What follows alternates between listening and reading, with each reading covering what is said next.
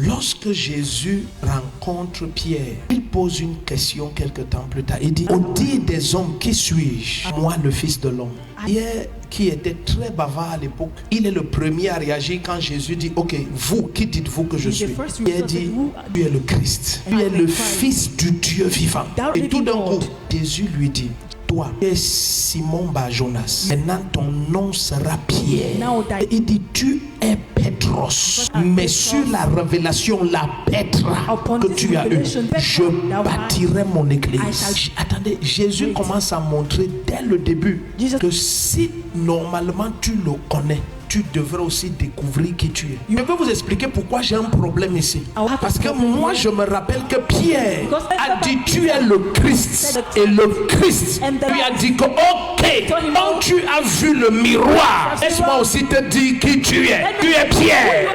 Et sur cette pierre, je bâtirai mon église. Donc dès le début, il y a quelqu'un qui connaît. Il va prendre le bâton après.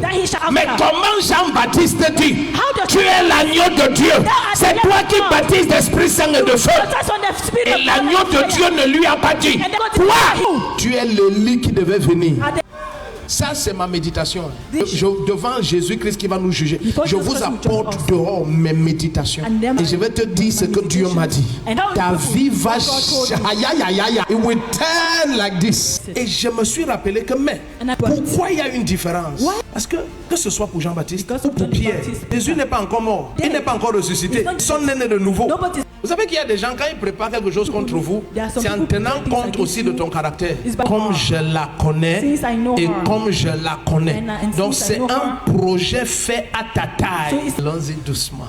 Il lui demandait, toi donc, es-tu Élie? Et il dit, je ne le suis pas.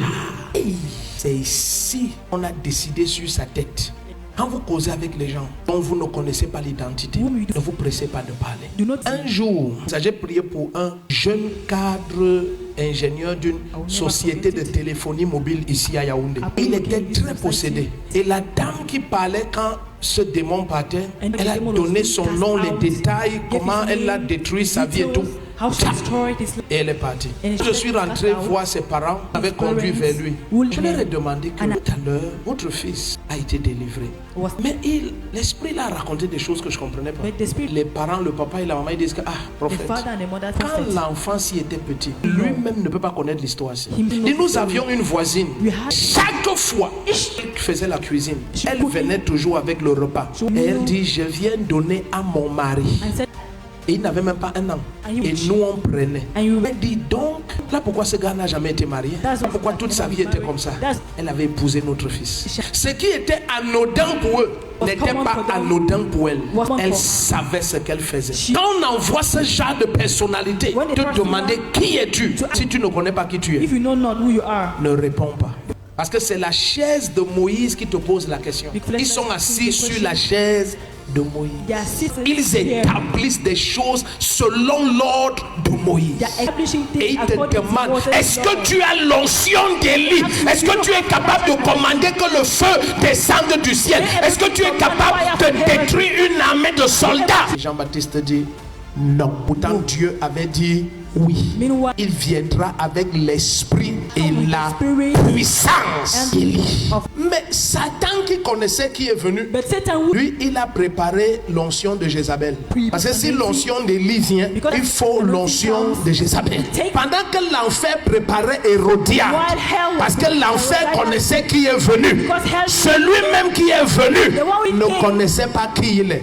Je ne sais pas le challenge que tu as rencontré qui te bloque depuis des années, parce que le challenge là connaît qui tu es. Au nom de Jésus-Christ, la lumière qui t'atteint, tu vois ce challenge et tu avances.